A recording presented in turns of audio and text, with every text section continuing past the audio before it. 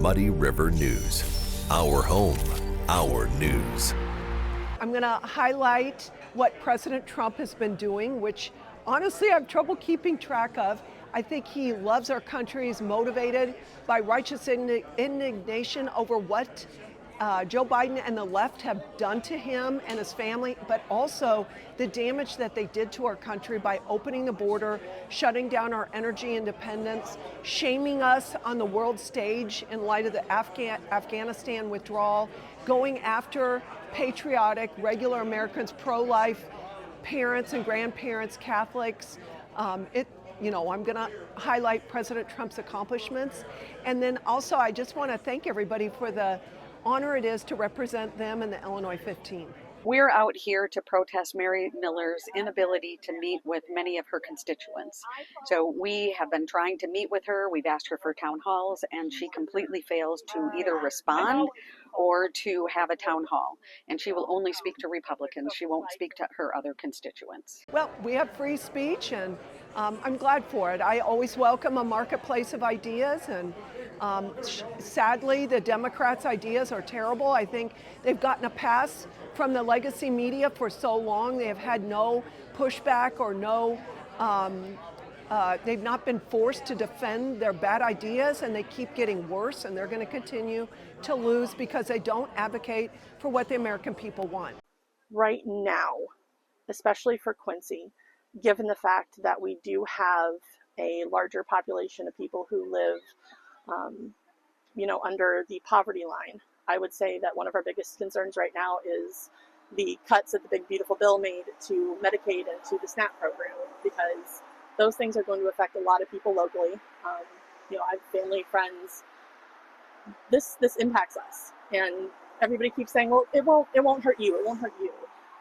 We're not going to know until it happens, and unfortunately, the big beautiful bill has specifically been made to not start implementing the majority of those cuts until 2026 and then through 2029. So by the time Trump would no longer even be in office, and Mary Miller may not be by then either. First of all, I'm very proud that my provision was included in the big beautiful bill to reform SNAP so that the taxpayer benefits, whether it's SNAP or Medicaid, goes to American citizens. And we are not cutting the benefits for SNAP or Medicaid by 1 penny for any eligible recipient. What we're doing is taking ineligible recipients off. So if you are not an American citizen or you refuse to work 20 hours a week, if you don't have a child under the age of 12, or you're not caring for a disabled person, and you are able-bodied, you have to work 20 hours a week, get in a job training program for 20 hours a week, or serve your community. It is so reasonable, and it's actually good for their mental health. The SNAP program in particular, so often I hear feedback that there really are suspicions about how food assistance is doled out in this country, that it's more like enabling people to not work than really giving them a hand up. What is your response to that kind of thinking? The concept of the stereotypical welfare queen, kind of the person that you're talking about, who, works under the table for cash and then doesn't have to actually report anything to SNAP and has dozens upon dozens of children. That's kind of an idea that Reagan started back in the 80s. And the numbers in our country prove that there are very, very few people who have found a way to game the system compared to those who are actually getting the assistance that they need. Is the program perfect? No, not by any means. There are very few social welfare programs in the world, much less in the United States, that are perfect. There are always, unfortunately, going to be people who find ways around whatever regulations have been put in place. But the point still is that there are plenty of people who currently qualify and get very little assistance, who, in all honesty, need and deserve more than what they're getting, who are going to be cut off. And there are plenty of people who probably should qualify who no longer do for whatever reason. And those numbers are only going to get worse. And when we have people in our country who need help, we are supposed to open our arms to them. We are supposed to be the ones to provide that assistance. And that's part of what we do through our tax dollars. But people really don't realize what tiny percentage of the taxes that they pay actually go toward systems like Medicaid, Medicare, SNAP benefits, things like that. It's a tiny portion compared to, how much gets taken out of our taxes that goes toward the country's military machine. It's far more than double, more than triple. So, we're in a position right now where we're going to hurt people more than we're going to help them. And unfortunately, I think that's something that has become part of the plan.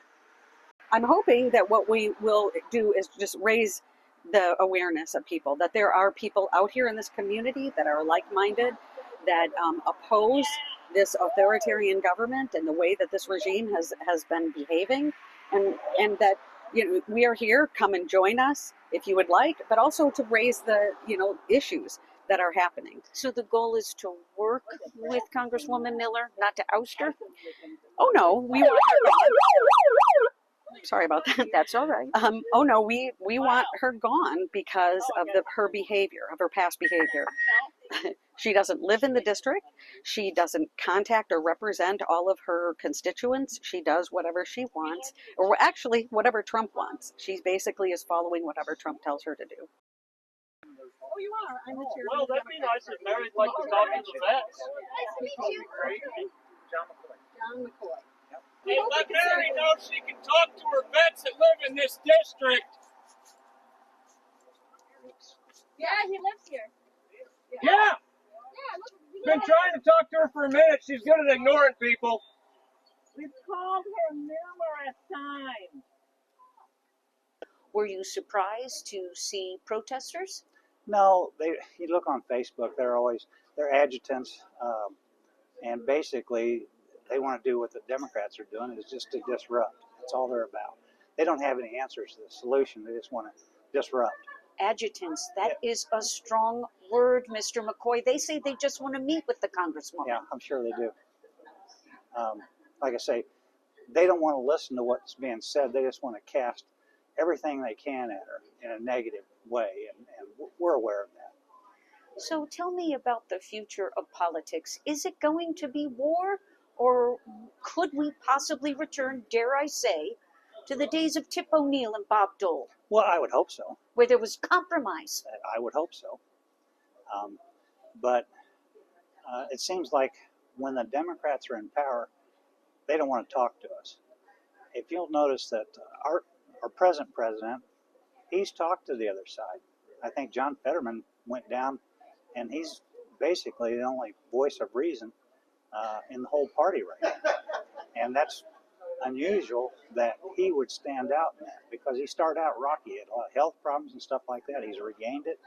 He's gotten his voice. And he's somebody of common sense, I guess is the best way to put it. And I think that's the way all the politicians should be. Use good common sense and decency. Well, Congressman Miller may have brought protesters outside. I do have to ask you, did she help you sell more tickets this year?